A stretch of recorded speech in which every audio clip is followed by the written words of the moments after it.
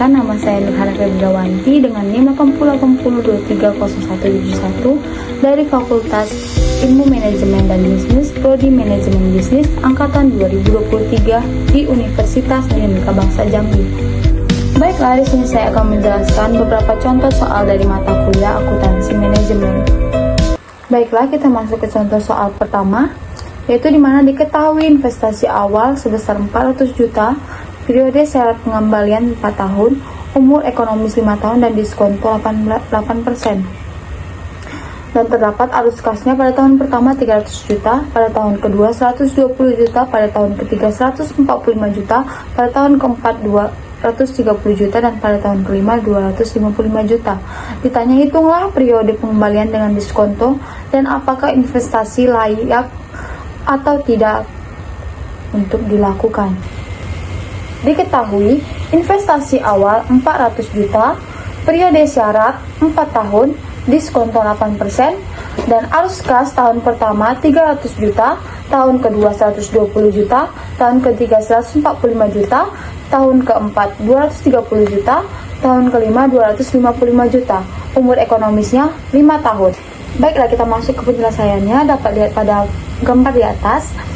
Kita akan masuk pada arus kasnya terlebih dahulu, di mana arus kas pada tahun pertama itu 300 juta, pada tahun kedua 120 juta, pada tahun ketiga 145 juta, pada tahun keempat 230 juta, dan pada tahun kelima 255 juta.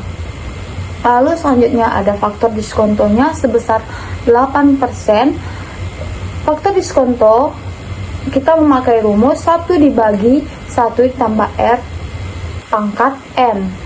Jadi dari rumus tersebut didapatlah pada tahun pertamanya faktor diskontonya senilai 0,926, pada tahun kedua 0,857, pada tahun ketiga 0,794, pada tahun keempat 0,735, pada tahun kelima 0,681. Baiklah, selanjutnya ada arus kas diskonto, di mana ini didapat dari arus kas dikali faktor diskonto. Maka dapatlah pada tahun pertama 277.777.778 rupiah, dan begitulah selanjutnya dapat dilihat dari gambar di atas. Dan selanjutnya ada kumulatif arus kas diskonto, di mana ini didapat dari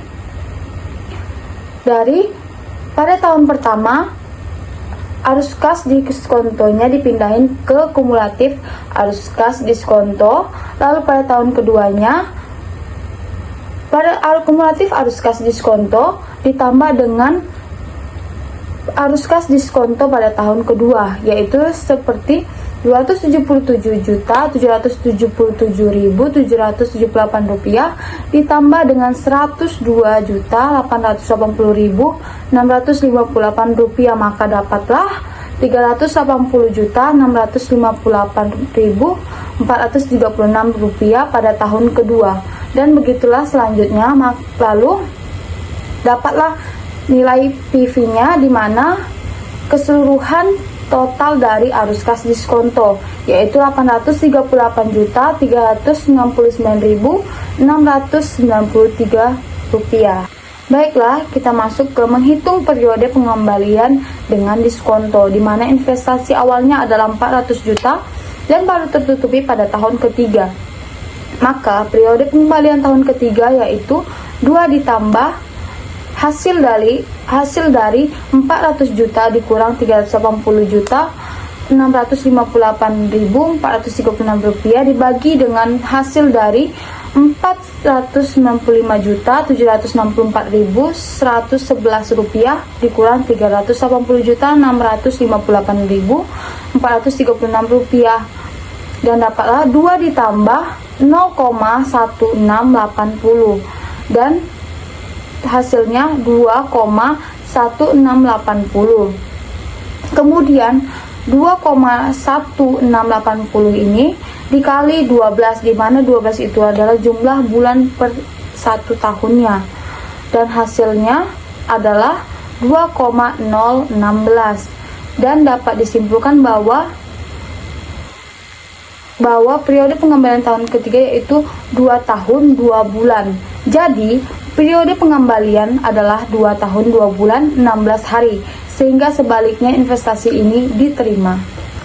Baiklah, kita masuk ke contoh soal kedua, yaitu diketahui PTA akan melakukan proyek dengan nilai investasi awal 800 juta dan menghasilkan cash flow selama 3 tahun masing-masing 420 juta, 300 juta, dan 550 juta.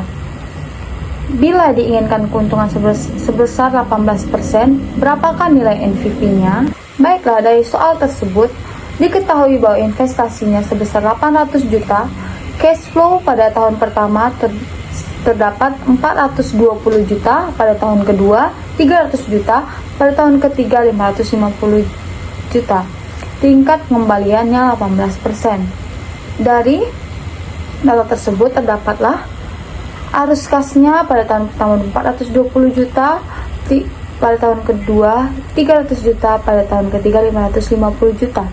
Dan faktor diskontonya 18% dan dapatlah pada tahun pertama itu 0,847 dan pada tahun kedua 0,718, pada tahun ketiga 0,609. Dan nilai sekarangnya adalah pada tahun pertama 355.932.203 rupiah, dan pada tahun kedua 215.455.329 rupiah, dan pada tahun ketiganya 334.746.980 rupiah. Dan dapatlah total PV-nya di mana yaitu 906.134.512 rupiah dan investasi awalnya 800 juta. Dari keseluruhannya dapatlah total NPV-nya yaitu 106.134.512.292 rupiah.